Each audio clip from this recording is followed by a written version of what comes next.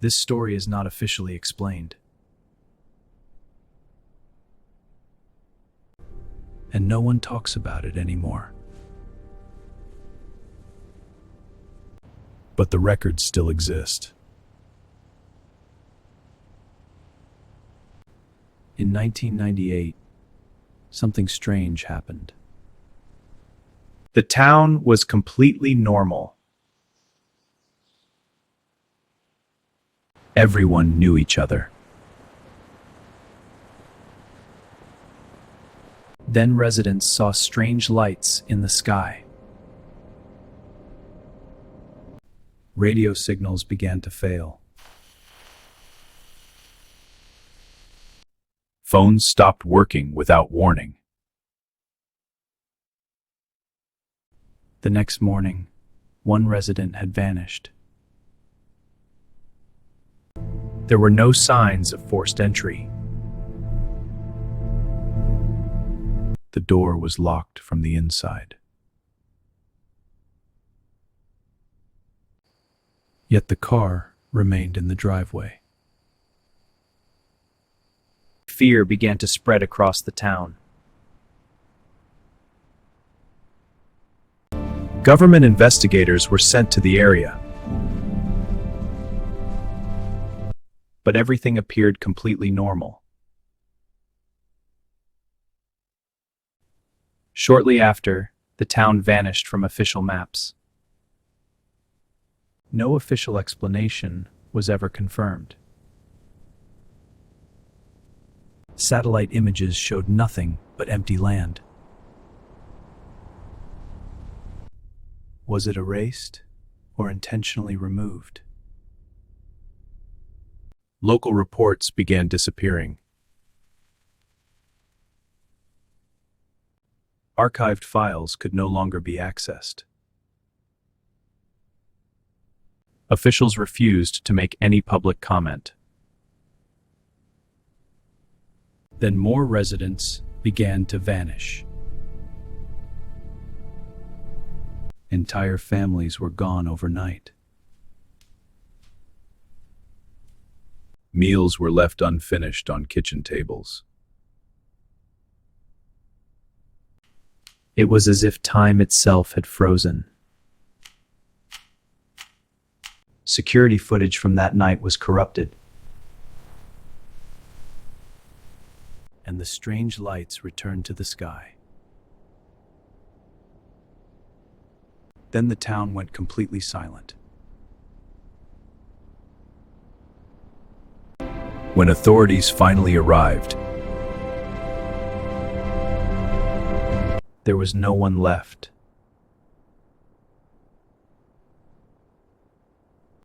Doors were left open. Cars remained exactly where they were parked. Classrooms stood completely empty.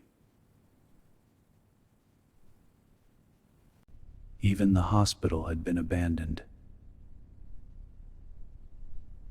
Satellite images showed no signs of destruction. There was no disaster, no confirmed attack. So where did they go? And what was the sound they all reported hearing? Residents described a low humming sound. It always happened after midnight. Between 2 and 3 in the morning. The sound felt mechanical, unnatural. Animals seemed to react before anyone else. Then everything went completely silent. Lights flickered across the entire town. Radios emitted a strange interference. Some residents said the sound caused pain. Security cameras glitched at the exact same moment. And then, nothing. By sunrise, nearly half the town had vanished. Shops were open but completely empty. Coffee cups were still warm. Televisions were still running inside empty homes. Emergency lines were flooded with confusion. Federal units were deployed immediately. No radiation was detected.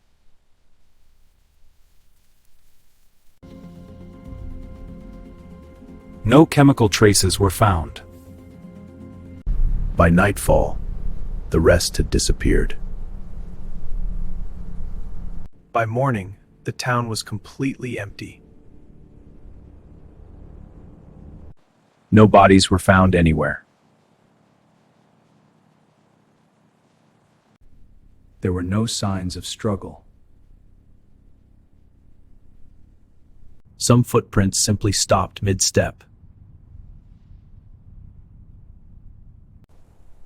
as if the person had vanished instantly. Magnetic readings in the area were abnormal. Compasses refused to stabilize. Brief energy spikes were recorded that night. All spikes occurred at exactly 2:17 in the morning, directly above the center of town.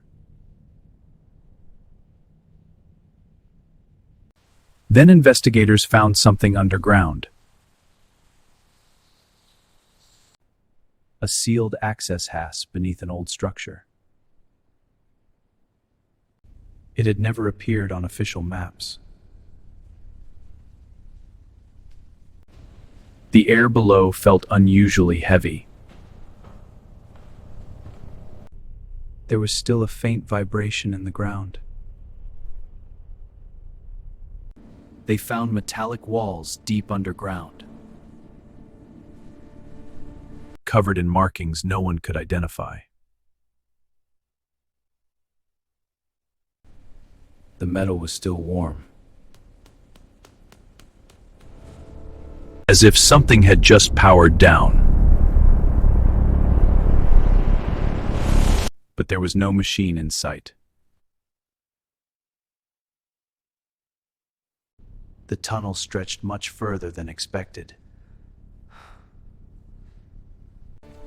It did not match any official blueprint of the town. They discovered rows of inactive control panels.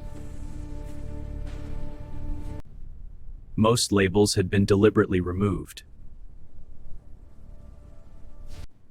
But one drawer remained sealed.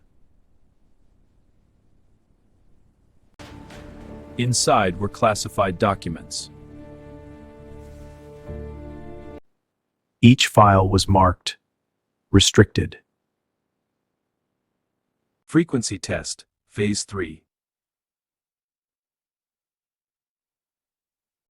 Testing had begun weeks before the disappearances. The entire town had been designated as the test zone. The dome had been activated 3 days ago. No one noticed the moment it sealed. Because nothing looked different. But everything had changed. This was not containment.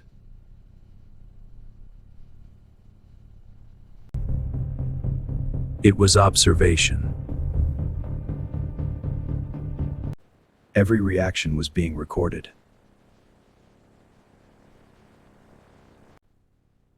Even confusion had value. And stage 2 was approaching. The test was about to escalate.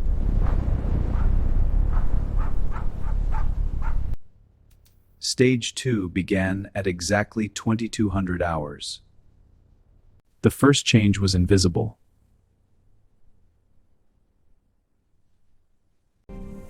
It did not alter the town.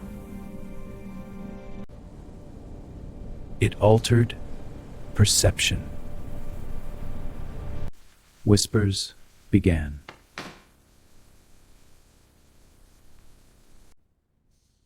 Not in the air, but inside the mind. They were being synchronized. Fear levels rising uniformly. The town had entered compliance. But one signal did not align. Her name was Mara Vance.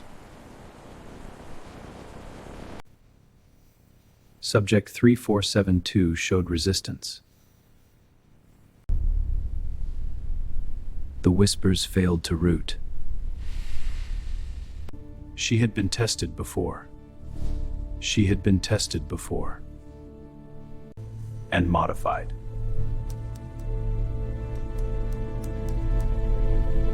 The signal could not overwrite her.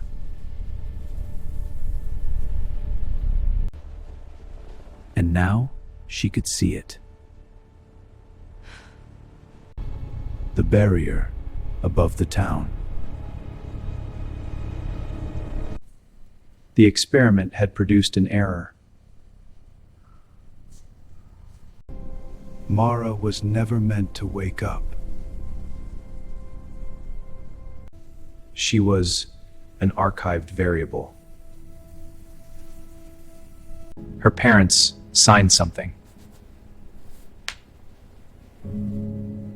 A resilience trial.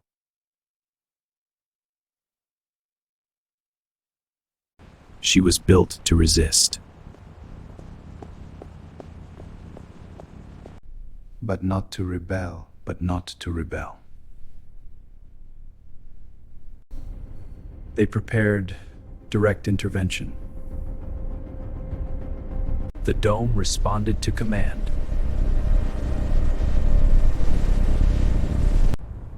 Pain flooded her senses.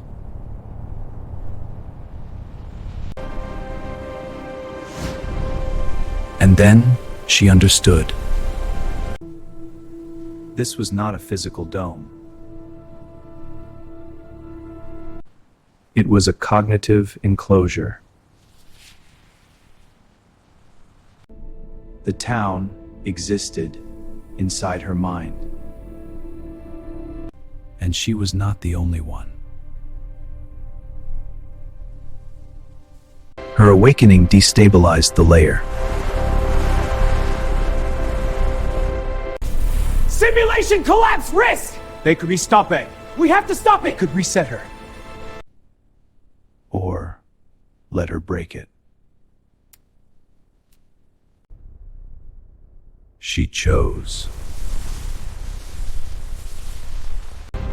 not to comply, but to wake fully. The signal is collapsing. You were never meant to survive. You made me this way. Subject 17. You were the prototype.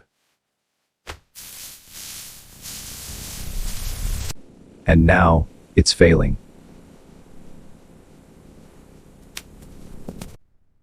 Then end it.